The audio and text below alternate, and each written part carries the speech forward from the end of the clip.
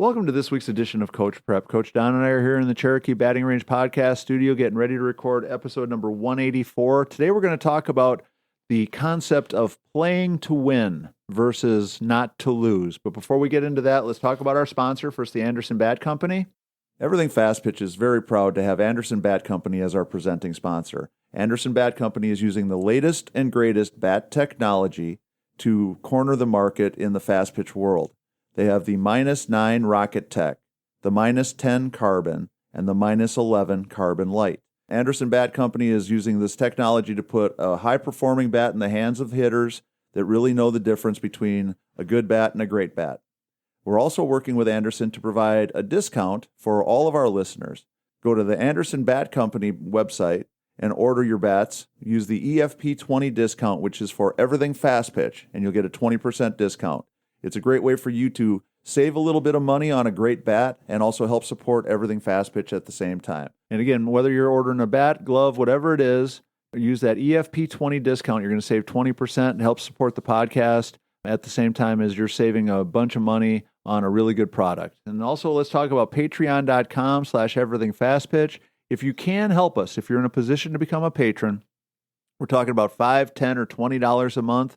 We are sneaking up on breaking even. I know we keep talking about that. And we definitely need to cross over that threshold. So we need a handful more people to come on board and support the podcast. If you want us to be able to keep doing it, if you see value in what we're doing, go to patreon.com/everythingfastpitch. It'll all be explained to you there. And we definitely need more people to come on board so we can finally get over that finish line. I was going to say, Tori, all those funds help with headphones, microphones. We got computers that crash. We've got postage, shipping, T-shirts. Things that we mail and produce. So it's all for good things, and it's not just profit thing. We're doing this. I know we've said this a bunch of times, but the first dollar you and I make off of the podcast will be the first dollar. We'll go celebrate. Right. We are, and honestly, now we're so far in the red from all those months that we were dying that it's going to take us a whole bunch of months of making a profit to start whittling that down. But that's a whole other discussion. So each $5 contribution helps. It's like any other crowdfunding thing. If a lot of people do a little, it makes a big, big difference. Yeah. All right. So down the idea of play to win. This is something you hear all the time. When you're watching games on TV, whatever the sport is. It's a real thing. It is definitely a real thing. And here's the team that is sort of my fast pitch college softball example of this. I watched Florida State and Clemson play. Clemson had a really good record. They were something like 38-1 heading into the series. Florida State was something like 30-8 or 30-7, or they had 7 or 8, 9 losses, something Very like nice that on the records. season, but still a great record. And Florida State went into Clemson and won all 3 games. And now all 3 were, hard-fought, competitive games. A couple of the scores got a little bit lopsided at the end, but it was, still 0-0, 1-1-0, late into the game. And Florida State is now my poster child, my example of a team that we can look at that definitely plays to win versus not to lose. And that's something I want our listeners to kind of pay attention to, because there's a big difference in my mind between playing to win versus playing not to lose, or coaching to win versus coaching not to lose. And the mindset that goes along with both of those is something I think we have to really be thinking about and paying attention to. Now, before we can get into some of the specifics about why Florida State is my poster child for this discussion today, yes, I get it. They are really, really talented. They have a bunch of really, really talented players. Coach Alameda is rock solid. She's got absolute job security. Last year when Texas A&M opened their position, she was the target. That was the person that they really wanted to hire to lead their program. Texas A&M tried throwing a ton of money and everything else you can possibly imagine to make that happen. Florida State went over the top and made sure that they kept their coach because they know how special she is. So she's got absolute job security. It's a really safe situation for them to be in as players and coaches. But having said that, here's why they are the example. When you watch them play, and I've had the good fortune now, they've been on TV, I think I've seen them 7 or 8 times this year. They have challenged themselves. They played in that preseason, early season tournament down in Clearwater. Deep waters there. They made a special trip and played a series at Oklahoma State. While they were at Oklahoma State, they just took a little side trip over and played a game against Oklahoma. They've played like a murderer's row of tough competition. And again, now I understand their circumstances are a little bit different, but an awful lot of teams avoid that. They don't put together a schedule where they know they're going to be playing basically everybody that they could possibly play come College World Series time. They are banking on the idea that they're going to be in Oklahoma City. They're banking on the idea that they're going to have to play Oklahoma and Oklahoma State and UCLA and those kinds of schools again if they want to, complete their ultimate goal of winning a national championship. So just in what they're doing with their schedule, they are playing to win, not making things easy. They are challenging their players. They are putting them in the pressure cooker. They are, putting them under that intense pressure of you're either going to be good enough or you're not. Right. Yeah. But they get used to playing at a really high level. They get used to playing with a lot on the line. They get used to playing where the game swings in the balance on any particular play throughout the course of the game. So they get comfortable with it. They're used to it. And they're out there playing to beat Oklahoma. They're not out there hoping they don't get run ruled. They're not out there hoping that they can stay in the game or make a good showing. They're not out there playing Oklahoma State hoping that, well, maybe we can, get one game out of this series. They're out there. Felt tough times. Right. Yeah. Because challenging moments. They've been challenged already. So when they see those same teams now come College World Series time, they're going to be ready for it. But here's the example of why watching them on TV tells me that they are out there playing to win. And this is something that I admire more than I can put into words. They play the game like they expect to do good things. They dive for balls when common sense says maybe you shouldn't. They try to make plays when a more cautious or more conservative team wouldn't. So, perfect example. First game of the series, there was a ball that got hit that one of their outfielders made an all-out effort to try to catch.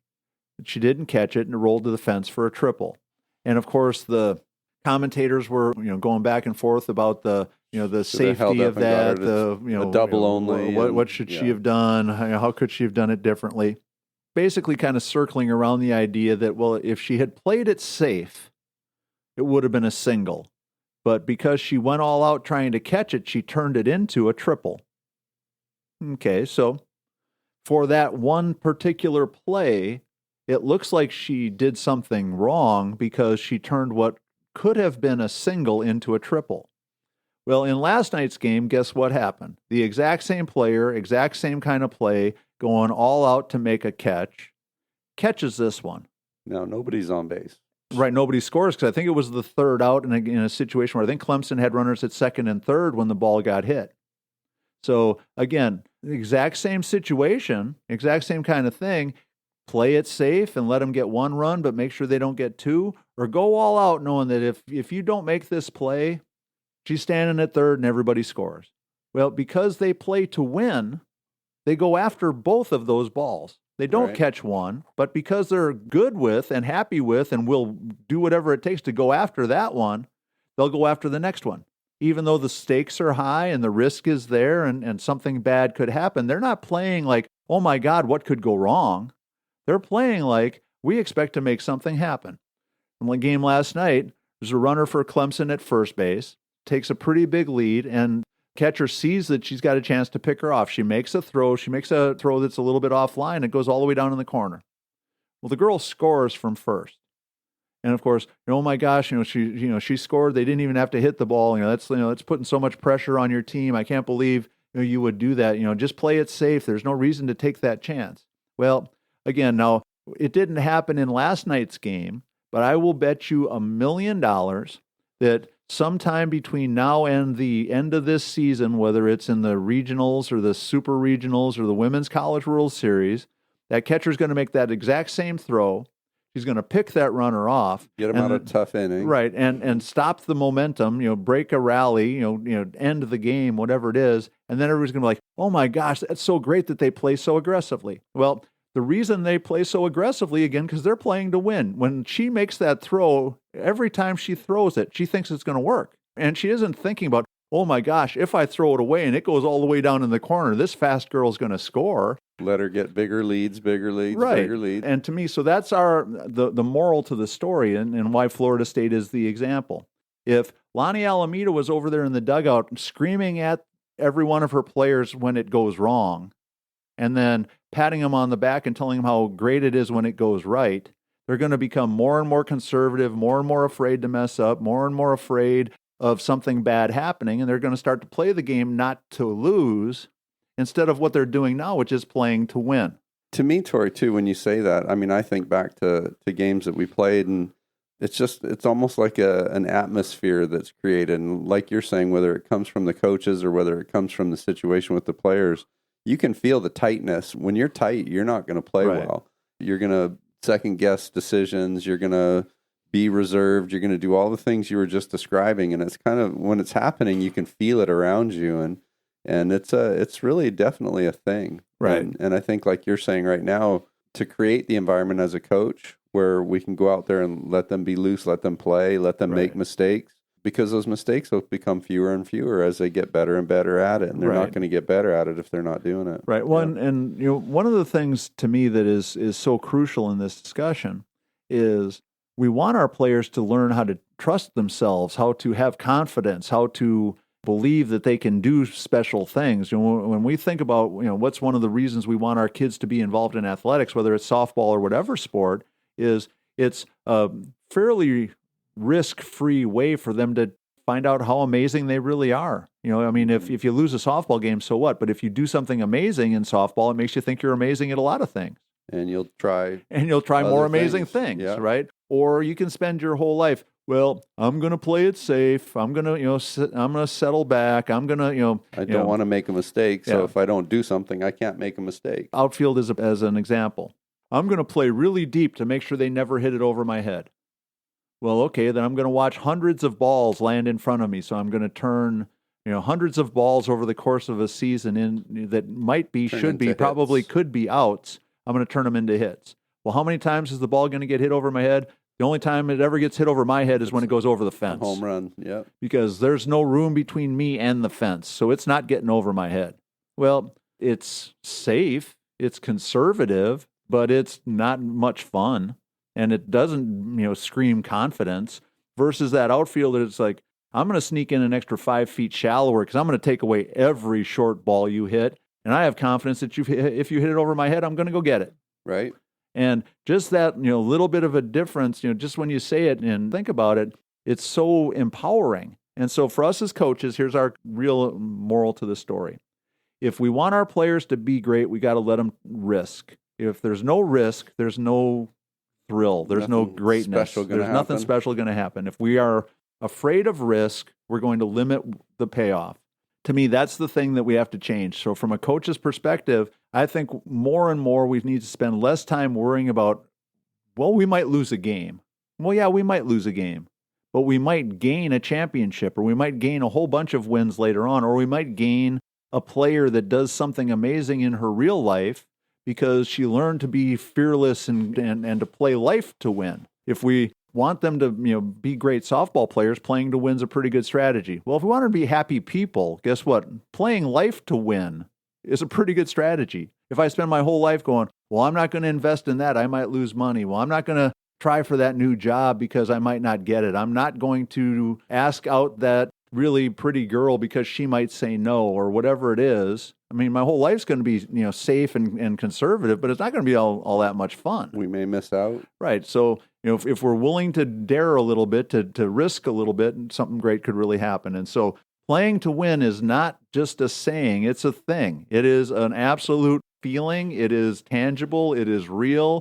Every team that does it is a lot more fun to be around. For all of you, if you have not watched Florida State, if you go back on like ESPN Plus, a whole bunch of their games are in the archives. You can watch them, in these games, and you're going to see the same thing over and over again. They do make mistakes. They are not perfect. They do throw the ball away. They do dive for a ball and not catch it. But they play the game like they expect they're going to do something great every single time they try it. And because of that, guess what? They got a chance to. And they're doing some great stuff.